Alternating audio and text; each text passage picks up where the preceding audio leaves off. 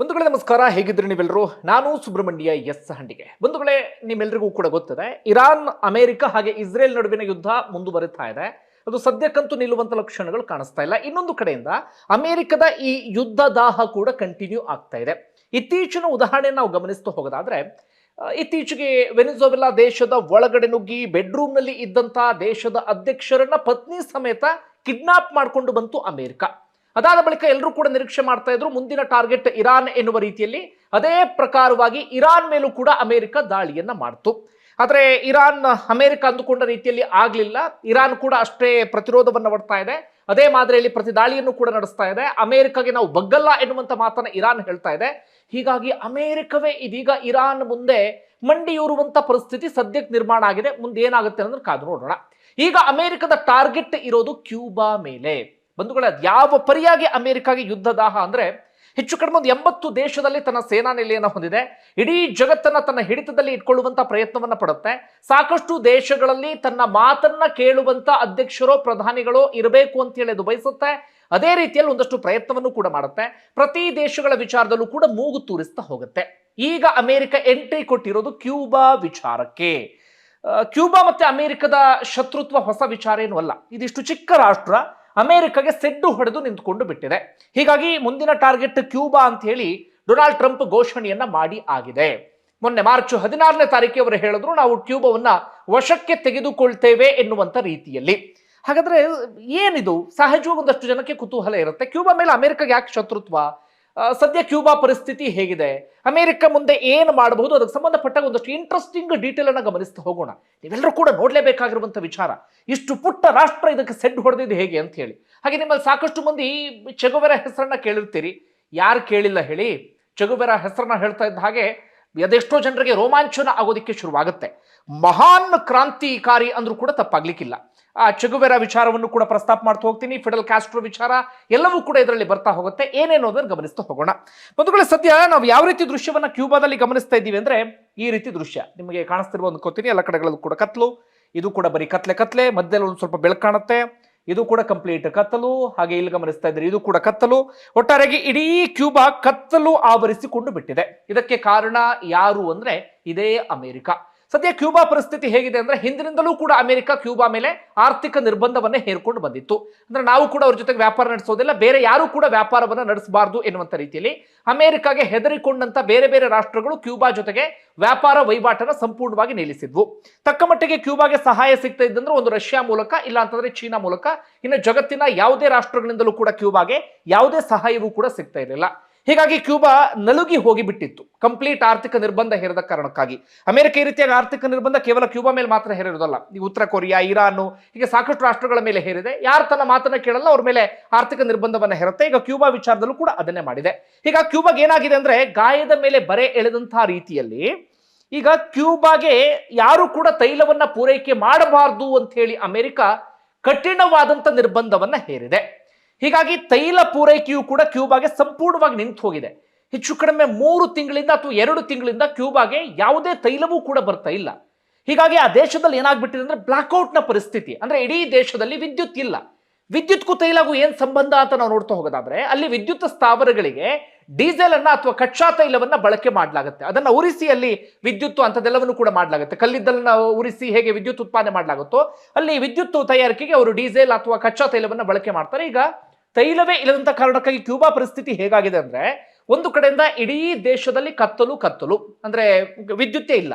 ವಿದ್ಯುತ್ ಇಲ್ಲ ಅಂದಾಗ ವಿದ್ಯುತ್ ಮೇಲೆ ಡಿಪೆಂಡ್ ಆಗಿರುವಂತಹ ಉದ್ಯಮ ಆಗಿರಬಹುದು, ಬೇರೆ ಬೇರೆ ಆಗಿರಬಹುದು, ಎಲ್ಲವೂ ಕೂಡ ಸ್ತಬ್ಧಗೊಳ್ಳುವಂತ ಪರಿಸ್ಥಿತಿ. ಕಚ್ಚಾ ತೈಲದ ಇಲ್ಲದಂತ ಕಾರಣಕ್ಕಾಗಿ ಸಾರಿಗೆ ವ್ಯವಸ್ಥೆ ಸಂಪೂರ್ಣವಾಗಿ ಸ್ತಬ್ಧ ಆಗಿದೆ. ಹೀಗಾಗಿ ದೇಶದ ಒಳಗಡೆ ವ್ಯಾಪಾರ ವಹಿವಾಟಿಲ್ಲ, ಏನೂ ಇಲ್ಲ. ಕಂಪ್ಲೀಟ್ ದೇಶವೇ ಇದೀಗ ಅಲ್ಲೋಲ ಕಲ್ಲೋಲ ಆಗಿ ಹೋಗಿಬಿಟ್ಟಿದೆ. ಹೀಗಾಗಿ ಕ್ಯೂಬಾದ ಒಳಗಡೆ ಇರುವಂತ ಜನ ಅಲ್ಲಿನ ಸರ್ಕಾರದ ವಿರುದ್ಧ ಪ್ರತಿಭಟನೆ ಆರಂಭಿಸಿದ್ದಾರೆ. ಡೊನಾಲ್ಡ್ ಟ್ರಂಪ್ ಬಯಸಿದ್ದು ಕೂಡ ಅದನ್ನೇ, ಜನರ ತಿರುಗಿ ಬೀಳಬೇಕು ಅಂತ ಹೇಳಿ. ಇರಾನ್ನಲ್ಲಿ ಆಯ್ತಲ್ಲ, ಅದೇ ರೀತಿಯಾಗಿ ಈಗ ಕ್ಯೂಬಾದಲ್ಲೂ ಕೂಡ ಜನ ಪ್ರತಿಭಟನೆ ಮಾಡ್ತಿದ್ದಾರೆ. ಜನ ಪ್ರತಿಭಟನೆ ಮಾಡೋದಕ್ಕೆ ಅರ್ಥ ಇದೆ. ಅವ್ರು ಹೇಳ್ತಿದ್ದಾರೆ ಸರ್ಕಾರ ನಮಗೆ ಈ ರೀತಿ ಅವ್ಯವಸ್ಥೆ ಮಾಡಿದೆ ಅಂತ ಹೇಳಿ. ಸರ್ಕಾರದ ಪರಿಸ್ಥಿತಿ ಅಂದ್ರೆ ಅವ್ರು ಏನು ಮಾಡೋದಕ್ಕೆ ಸಾಧ್ಯ ಆಗ್ತಾ ಇಲ್ಲ. ಎಷ್ಟೋ ದೇಶಗಳಿಗೆ ಬೇರೆ ಬೇರೆ ದೇಶಗಳ ಸಹಕಾರ ಇದ್ದಾಗಲೂ ಕೂಡ ಆ ದೇಶ ಎದ್ದು ನಿಲ್ಲೋದು ಕಷ್ಟ. ಅಂಥದ್ರಲ್ಲಿ ದೇಶದ ಮೇಲೆ ಕಂಪ್ಲೀಟ್ ನಿರ್ಬಂಧವನ್ನ ಹೇರಿದಾಗ ಆ ದೇಶ ಎದ್ದು ನಿಲ್ಲೋದಕ್ಕಾದ್ರೂ ಹೇಗೆ ಸಾಧ್ಯ ಆಗುತ್ತೆ? ಬರಾಕ್ ಒಬಾಮಾ ಇದ್ದಂತ ಸಂದರ್ಭದಲ್ಲಿ ಕ್ಯೂಬಾ ಮೇಲೆ ಅಂತ ನಿರ್ಬಂಧ ಇರಲಿಲ್ಲ. ಸ್ವಲ್ಪ ಪರಿಸ್ಥಿತಿ ಸುಧಾರಿಸ್ತಾ ಇತ್ತು. ಆದರೆ ಡೊನಾಲ್ಡ್ ಟ್ರಂಪ್ ಬರ್ತಾ ಇದ್ದ ಹಾಗೆ ಮತ್ತೊಮ್ಮೆ ಆ ದೇಶದ ಮೇಲೆ ನಿರ್ಬಂಧ, ಆ ದೇಶದ ಕುತ್ತಿಗೆಯನ್ನು ಹೆಚ್ಚುವಂತ ಕೆಲಸ ಎಲ್ಲವೂ ಕೂಡ ಮುಂದುವರೆದಿದೆ. ಹೀಗಾಗಿ ಕ್ಯೂಬಾದಲ್ಲಿ ಬಡತನ, ಹಸಿವು, ಒದ್ದಾಟ, ಅಲ್ಲಿಯ ಜನ ಅಂದ್ರೆ ಹೆಂಗೆ ಅಂದ್ರೆ ಯಾಕಾದ್ರೂ ದೇಶದಲ್ಲಿ ಹುಟ್ಟಿದ್ವೇನೋ ಅಂತ ಅಂದ್ಕೊಳ್ಳುವಂತ ಪರಿಸ್ಥಿತಿ, ಎಷ್ಟೋ ಜನ ದೇಶವನ್ನ ಬಿಟ್ಟು ಹೊರಗಡೆ ಓಡ್ ಹೋಗುವಂತ ಪರಿಸ್ಥಿತಿ ಎಲ್ಲವೂ ಕೂಡ ನಿರ್ಮಾಣ ಆಗಿದೆ. ಹಾಗಾದ್ರೆ ಯಾಕೆ ಹೀಗಾಯ್ತು? ನಾನು ಆಮೇಲೆ ಹೇಳ್ತೀನಿ. ಈಗ ಅಮೆರಿಕ ಏನ್ ಮಾಡೋದಕ್ಕೆ ಕೊಟ್ಟಿದೆ ಅನ್ನೋದನ್ನ ಮೊದಲಿಗೆ ಯಾಕೆ ಹೀಗಾಯ್ತು, ಏನಿದು ಅಮೆರಿಕ ಮತ್ತು ಕ್ಯೂಬಾದ ಶತ್ರುತ್ವ, ಒಂದಷ್ಟು ಇಂಟ್ರೆಸ್ಟಿಂಗ್ ಡೀಟೇಲ್ ಅನ್ನ ಗಮನಿಸ್ತಾ ಹೋಗೋಣ. ಒಂದು ವೇಳೆ ನೀವು ಮ್ಯಾಪ್ ಅಲ್ಲಿ ಗಮನಿಸ್ತಾ ಇದ್ದೀರಲ್ಲ, ಇಲ್ಲಿ ನಿಮಗೆ ಅಮೆರಿಕ ಕಾಣಿಸ್ತಾ ಇದೆ, ಯುನೈಟೆಡ್ ಸ್ಟೇಟ್ಸ್ ಆಫ್ ಅಮೆರಿಕ. ಅಮೆರಿಕದ ಬುಡದಲ್ಲೇ ಇರುವಂತ ಒಂದು ದೇಶ ಅಂದ್ರೆ ಕ್ಯೂಬಾ. ಅಮೆರಿಕಗೆ ಸಾಕಷ್ಟು ರಾಷ್ಟ್ರಗಳ ಮೇಲೆ ಸಿಟ್ಟು. ಆ ಕಡೆ ಇರುವಂತಹ ಮೆಕ್ಸಿಕೋ ಆಗಿರಬಹುದು, ವೆನೆಜುವೆಲಾ ಆಗಿರಬಹುದು, ಕ್ಯೂಬಾ ಆಗಿರಬಹುದು, ಹೀಗೆ ಸಾಕಷ್ಟು ರಾಷ್ಟ್ರಗಳು, ಅಲ್ಲೆಲ್ಲ ಕಡೆಗಳಲ್ಲೂ ಕೂಡ ತಾನು ಬಯಸಿದಂತವರೇ ಅಧಿಕಾರದಲ್ಲಿ ಇರಬೇಕು ಅಂತ ಹೇಳಿ ಅಮೆರಿಕ ಬಯಸುತ್ತೆ. ಇದು ಕ್ಯೂಬಾ. ಇದು ಹವಾನಾ ಅಂತ ಏನು ಗಮನಿಸ್ತಾ ಇದ್ರೆ ಕ್ಯೂಬಾದ ರಾಜಧಾನಿ. ಅಮೆರಿಕಗೆ ಹೋಲಿಕೆಯನ್ನ ಮಾಡಿಕೊಂಡ್ರೆ ಭೌಗೋಳಿಕವಾಗಿ ತುಂಬಾ ಪುಟ್ಟದಾಗಿರುವಂತ ರಾಷ್ಟ್ರ ಇದು. ಏನಾಗಿತ್ತು ಅಂದ್ರೆ ಹಿಂದೆ ಈ ಅಮೆರಿಕದ ಮಾತನ್ನ ಕೇಳುವಂತ ಓರ್ವ ವ್ಯಕ್ತಿ ಇಲ್ಲಿ ಅಧಿಕಾರದಲ್ಲಿ ಇರ್ತಾರೆ. ಬಟಿಸ್ಟಾ ಅಂತ ಒಬ್ಬರ ಹೆಸರು. ಅಮೆರಿಕದ ಏನನ್ನಬಹುದು, ಅಮೆರಿಕದ ಗುಲಾಮ ಅಥವಾ ಅಮೆರಿಕ ಹೇಳಿದ್ದನ್ನ ಕೇಳ್ಕೊಂಡಿರುವಂತ ವ್ಯಕ್ತಿ, ಅಮೆರಿಕ ಬಿಸ್ಕೆಟ್ ಹಾಕಿದ್ರೆ ಹಾರಿ ಕ್ಯಾಚ್ ಹಿಡಿಯುವಂತ ವ್ಯಕ್ತಿ ಇಲ್ಲಿ ಅಧಿಕಾರದಲ್ಲಿ ಇರ್ತಾರೆ. ಅಮೆರಿಕ ಕಂಪ್ಲೀಟ್ ಆಗಿ ಇವ್ರ ಮೇಲೆ ನಿಯಂತ್ರಣವನ್ನ ಇಟ್ಕೊಂಡಿರುತ್ತೆ. ಅಮೆರಿಕದ ಕಂಪನಿಗಳು, ಅಮೆರಿಕದ ತೈಲ ಸಂಸ್ಕರಣಾ ಘಟಕಗಳು, ಅಮೆರಿಕದ ಉದ್ಯಮಿಗಳ ಜಮೀನು, ಅದು ಇದು ಎಲ್ಲವೂ ಕೂಡ ಕ್ಯೂಬಾದಲ್ಲಿರುತ್ತೆ. ಒಟ್ಟಾರೆಯಾಗಿ ಹೆಸರಿಗೆ ಮಾತ್ರ ಕ್ಯೂಬಾ, ಕಂಪ್ಲೀಟ್ ಅಮೆರಿಕವೇ ಇಲ್ಲಿತ್ತು ಅನ್ನುವ ರೀತಿಯಲ್ಲಿ, ಅಂದ್ರೆ ಅವ್ರ ಕಂಟ್ರೋಲ್ ಅಲ್ಲಿ ಇತ್ತು. ಕಂಟ್ರೋಲ್ ಇತ್ತು ಅಂದ ಮಾತ್ರಕ್ಕೆ ಕ್ಯೂಬಾದ ಜನರಿಗೆ ಬೇಕಾಗಿದ್ದೆಲ್ಲವನ್ನು ಕೂಡ ಕೊಡ್ತಾ ಇದ್ರು ಅಂತಲ್ಲ, ಜನಕ್ಕೇನು ಕೊಡ್ತಾ ಇರಲಿಲ್ಲ. ಆದ್ರೆ ಕ್ಯೂಬಾವನ್ನ ಮಾತ್ರ ತನ್ನ ಕಂಟ್ರೋಲ್ ನಲ್ಲಿ ಅಮೆರಿಕ ಕಂಪ್ಲೀಟ್ ಆಗಿ ಇಟ್ಕೊಂಡು ಬಿಟ್ಟಿತ್ತು. ಸಹಜವಾಗಿ ಜನರಿಗೆ ಅಲ್ಲಿನ ಸರ್ವಾಧಿಕಾರಿ ಮೇಲೆ ಅಥವಾ ಅಲ್ಲಿದ್ದಂತ ಯಾರ ಆಡಳಿತ ಇತ್ತು ಅವ್ರ ಮೇಲೆ ಸಿಟ್ಟಿತ್ತು. ಯಾಕೆ ಇವರು ಅಮೆರಿಕದ ಗುಲಾಮರಾಗ್ಬಿಟ್ಟಿದ್ದಾರೆ, ಅಮೆರಿಕದ ಮಾತು ಕೇಳ್ತಿದ್ದಾರೆ ಅಂತ ಹೇಳಿ. ನಿಧಾನಕ್ಕೆ ಕ್ಯೂಬಾದಲ್ಲಿ ಹೋರಾಟ ಎಲ್ಲವೂ ಕೂಡ ಆರಂಭ ಆಗುತ್ತೆ. ಮೊದಲಿಗೆ ಈ ಹೋರಾಟದ ಕಿಡಿಯನ್ನ ಹೊತ್ತಿಸಿದ್ ಯಾರು ಅಂದ್ರೆ ಫಿಡೆಲ್ ಕ್ಯಾಸ್ಟ್ರೋ ಎನ್ನುವಂತ ಓರ್ವ ಕ್ರಾಂತಿಕಾರಿ. ಆ ಮನುಷ್ಯನಿಂದ ದೊಡ್ಡ ಮಟ್ಟಿಗೆ ಅಲ್ಲಿ ಕ್ರಾಂತಿ ಎಲ್ಲವೂ ಕೂಡ ಶುರುವಾಗುತ್ತೆ. ಅವರು ಗೆರಿಲ್ಲಾ ಯುದ್ಧ ತಂತ್ರವನ್ನ ನಂಬಿಕೊಂಡಿದ್ರು ಅಥವಾ ಗೆರಿಲ್ಲಾ ಯುದ್ಧ ತಂತ್ರವನ್ನ ಕಲ್ತ್ಕೊಂಡಿದ್ರು. ಹೀಗಾಗಿ ಬಟಿಸ್ಟಾ ಎನ್ನುವಂತ ಆ ಸರ್ವಾಧಿಕಾರಿಯ ವಿರುದ್ಧ ಫಿಡೆಲ್ ಕ್ಯಾಸ್ಟ್ರೋ ಹೋರಾಟವನ್ನ ಆರಂಭ ಮಾಡ್ತಾರೆ. ಆರಂಭದಲ್ಲಿ ಅಷ್ಟು ಸಕ್ಸಸ್ ಆಗೋದಕ್ಕೆ ಸಾಧ್ಯ ಆಗಲಿಲ್ಲ. ಯಾಕಂದ್ರೆ ಫಿಡೆಲ್ ಕ್ಯಾಸ್ಟ್ರೋಗೆ ಹೆಚ್ಚಿನ ಜನರ ಬೆಂಬಲವೂ ಕೂಡ ಇರಲಿಲ್ಲ. ಅವ್ರ ಕೈಯಲ್ಲಿ ಹೇಳ್ಕೊಳ್ಳುವಂತ ಶಸ್ತ್ರಾಸ್ತ್ರ ಅಂತದೇನೂ ಕೂಡ ಇರಲಿಲ್ಲ. ಜೊತೆಗೆ ಕ್ಯೂಬಾ ಅಮೆರಿಕದ ಕಂಟ್ರೋಲ್ ನಲ್ಲಿ ಇದ್ದಂತ ಕಾರಣಕ್ಕಾಗಿ ಫಿಡೆಲ್ ಕ್ಯಾಸ್ಟ್ರೋಗೆ ಆರಂಭದಲ್ಲಿ ಸಮಸ್ಯೆ ಆಯಿತು. 1953 ಸಂದರ್ಭದಲ್ಲಿ ಫಿಡೆಲ್ ಕ್ಯಾಸ್ಟ್ರೋನ ಜೈಲಿಗಟ್ಟಲಾಯಿತು. ಅದಾದ ಬಳಿಕ ಮೆಕ್ಸಿಕೋಗೆ ಅವ್ರನ್ನ ಓಡಿಸುವಂತ ಕೆಲಸವನ್ನ ಮಾಡಲಾಯಿತು. ಇಂಥದ್ದೆಲ್ಲವೂ ಕೂಡ ಆಯಿತು.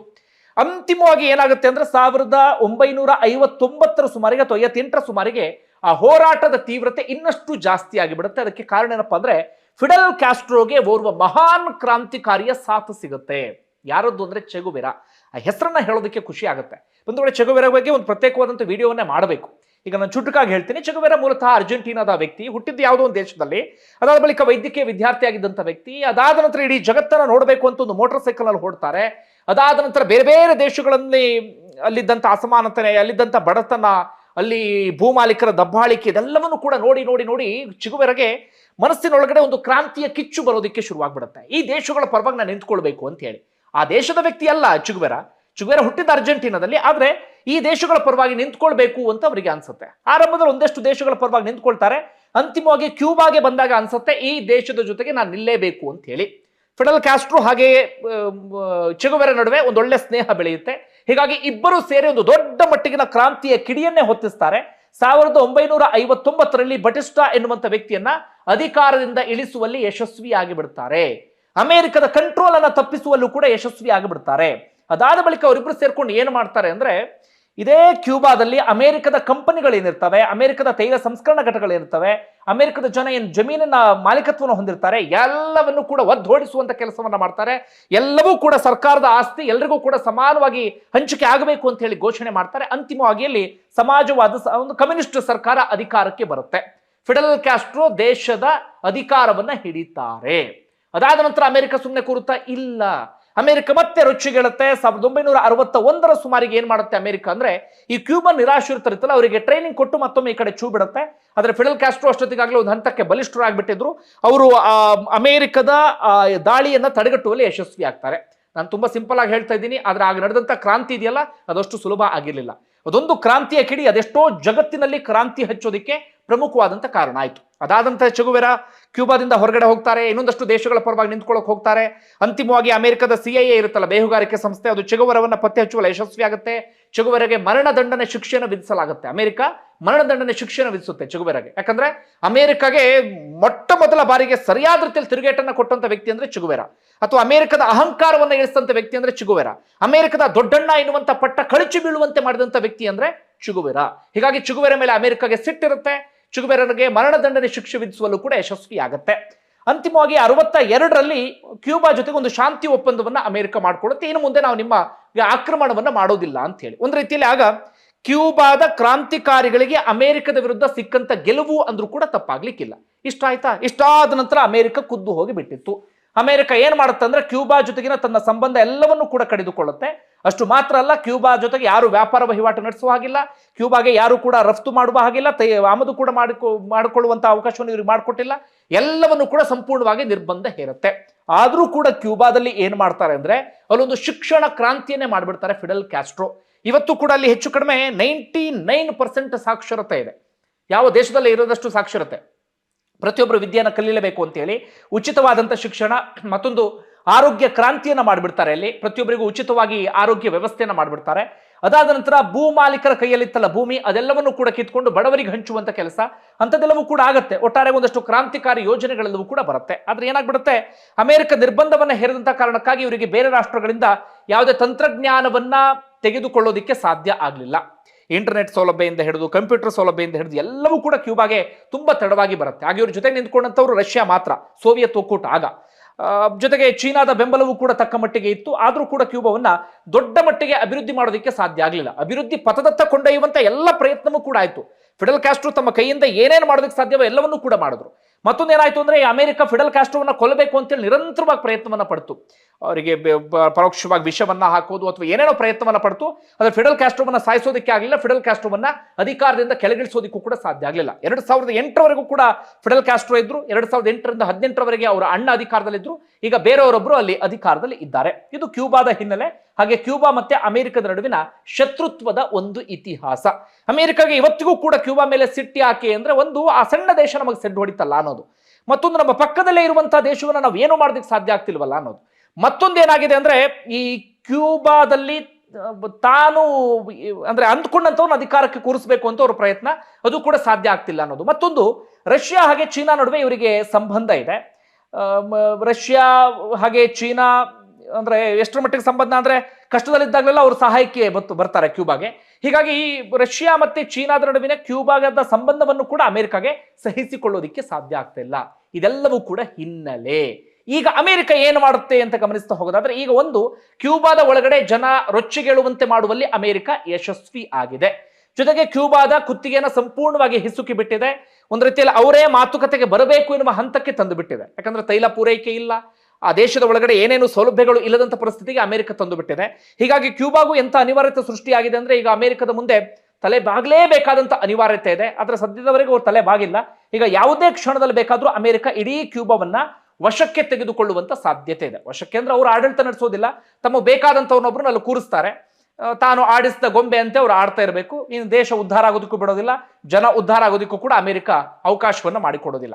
ಒಟ್ಟಾರೆಯಾಗಿ ತನ್ನ ಸ್ವಾರ್ಥಕ್ಕೆ ಕ್ಯೂಬಾದ ನೆಲವನ್ನ ಹೇಗೆ ಬಳಸ್ಕೊಳ್ಬಹುದು, ಎಲ್ಲ ರೀತಿಯಲ್ಲೂ ಕೂಡ ಬಳಸ್ಕೊಳ್ಳುವಂತ ಪ್ರಯತ್ನವನ್ನ ಅಮೆರಿಕ ಮಾಡ್ತಾ ಹೋಗುತ್ತೆ. ಈಗ ವೆನಿಜುವೆಲಾದಲ್ಲಿ ಮಾಡಿದ್ದದೆ, ಇರಾನ್ನಲ್ಲಿ ಅಂತ ಪ್ರಯತ್ನವನ್ನ ಮಾಡ್ತು, ಅದರ ಸಾಧ್ಯ ಆಗಲಿಲ್ಲ. ಕ್ಯೂಬಾದಲ್ಲಿ ಆರಾಮಾಗಿ ಮಾಡ್ಬೋದು. ಯಾಕಂದ್ರೆ ಕ್ಯೂಬಾ ಅಮೆರಿಕಾಗೆ ಸೆಡ್ ಹೊಡೆಯೋ ರೀತಿಯಲ್ಲಿ ಈಗಿಲ್ಲ. ಫಿಡೆಲ್ ಕ್ಯಾಸ್ಟ್ರೋ ಹೋಗಿ ಆಯ್ತು, ಚೆಗುವೆರಾ ಹೋಗಿ ಆಯ್ತು. ಹೀಗಾಗಿ ಈಗ ಕ್ಯೂಬಾದಲ್ಲಿ ಅಮೆರಿಕಾಗೆ ತಿರುಗಿ ಬೀಳುವಂಥವ್ರಂತೂ ಯಾರೂ ಇಲ್ಲ. ಬಂಧುಗಳೇ, ನಿಮ್ಗೆ ಏನಿಸ್ತಾ ನನ್ನ ಕಮೆಂಟ್ ಬಾಕ್ಸಲ್ಲಿ ಮೆನ್ಷನ್ ಮಾಡಿ. ಧನ್ಯವಾದ ವಿಡಿಯೋ ನೋಡಿದ್ದಕ್ಕಾಗಿ.